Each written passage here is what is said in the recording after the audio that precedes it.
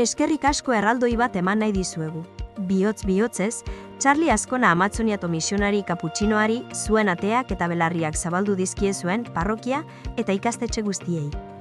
Amazoniako misioaren errealitatea, erronkak eta batez ere pozak bere ahotik entzuteak, Eliz Unibertsalaren errealitatea eta evangelizatzearen garantzia gertutik sentiarazi digu. Charlie, aurtengo gure goiburuaren aurpegi bizia da, benetako herrien arteko itxaropen misiolaria. Bere bisitak, 1000 hitzek baino hobeto domundak duen ezinbesteko garrantzia erakutsi digu.